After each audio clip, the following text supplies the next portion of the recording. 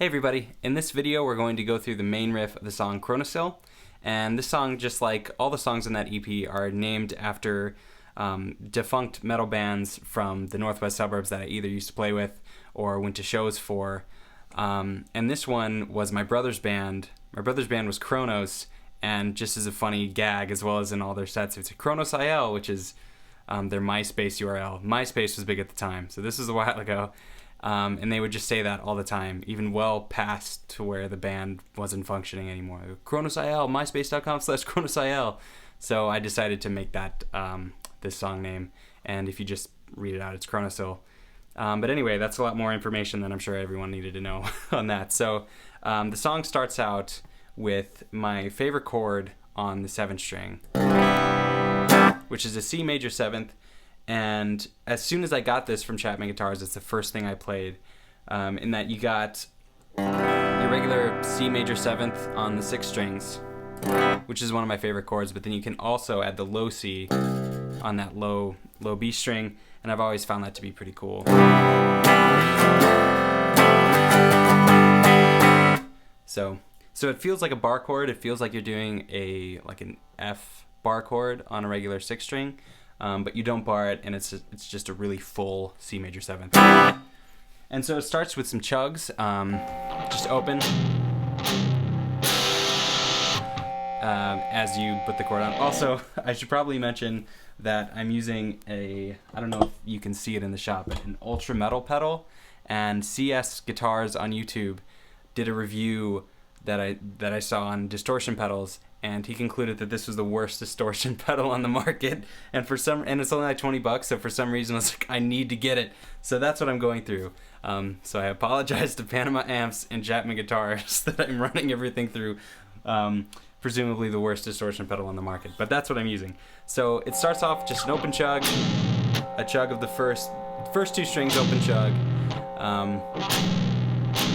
and then, why go to anything from there? That could just be the song. But anyway, first open chug, and then you put the chord in, still just the 2 strings, and then strum out everything. And then arpeggiating up these open strings. And I did it a little bit wrong. And that is done in the song a whole bunch of times, with the chord changing up a little bit every now and then. But the first riff, oops. So, and then this part, the chuggy part, this is done a lot too, is I put my first finger on the 1st fret, pinky on the 4th, and it's just 1 4 1 0 1 0. All on the tab too, by the way. The tab will be in the description, as well as the Guitar Pro, to help you follow along. And that little pattern I do a lot, and especially throughout this song. And then we go into some pinch harmonics on the 2nd and 3rd. So you get the pinch harmonic on the 2nd fret and slide it up. And then back on the B, 0 1, palm muted, and then the same pinch harmonic, just string up. Actually, in between it's just 2 opens, or maybe, I don't know, I think you'll see in the tab, I can get kind of confused just talking in numbers. And then a few open strings, and that's the beginning riff.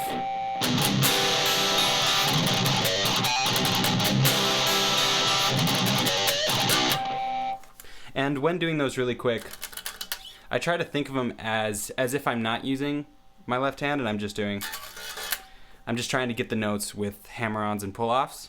That's what I think with my left hand, but I still pick here, and I find it's a way to kind of trick yourself into playing it a little bit, at least for me, to playing it a little bit cleaner. Though I'm not playing it very clean now, and especially not through this pedal.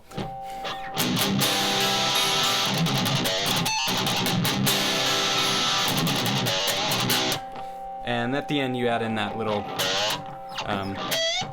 bend, which is always fun to do with pinch harmonics. So I'm going to play it a little bit slower.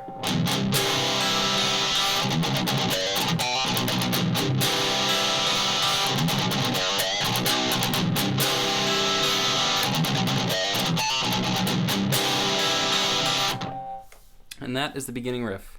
I'm not sure if this video helped at all, but I hope it did. And if it didn't, there's always the tab, which should help you out more than this anyway. So yeah, thanks for watching.